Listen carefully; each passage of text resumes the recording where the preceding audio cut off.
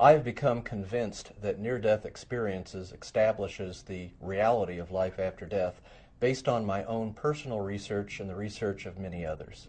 What's important is what led to me believing that near-death experiences prove life after death.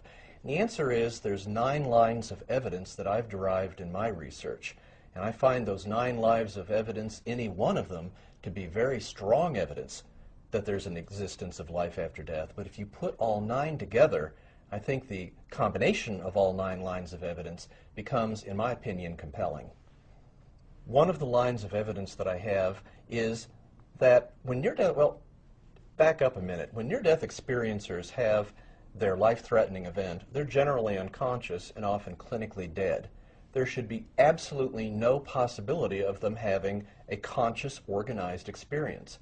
But what my research found was that 76% of the near-death experiencers surveyed indicated that their level of consciousness and alertness was actually greater than their level of consciousness and alertness during their everyday life. And that is medically inexplicable.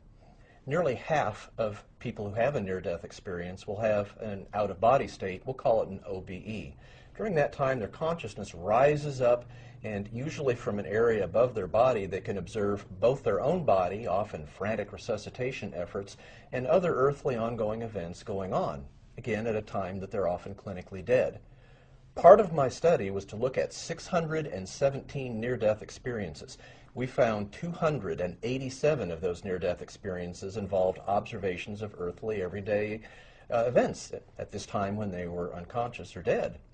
And to my considerable surprise, we found that an unbelievable 97.6% of the time, every observation that they were making, everything that they shared in our survey in their narrative form was realistic. In other words, there was nothing that seemed unrealistic about their observations of earthly events to either the near-death experiencer or to myself personally looking over their narrative.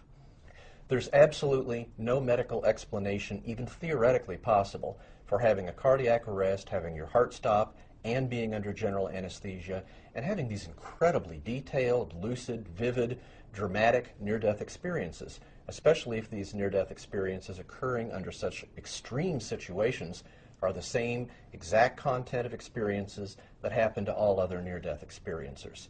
There's no medical explanation for that possible whatsoever. Certainly, this puts me out, if you will, a little bit on a limb. Here I am as a physician who's actually studied near-death experiences and making an amazing claim that the evidence is so strong that certainly to me it proves the existence of an afterlife. So I would emphasize I want every person to consider the evidence, wherever they find the evidence, whatever they consider the evidence to be, and make up their own mind about how strong they think the evidence is. It's not so important about my belief about what the evidence shows. What's important is what the evidence itself shows.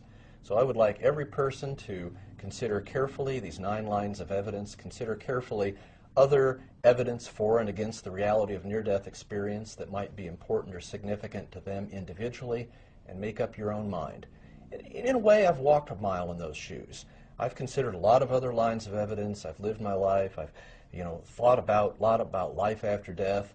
And at the end of all that thinking, at the end of processing all the data, I can tell you, for me personally, for Dr. Long personally, I am convinced that there is an afterlife.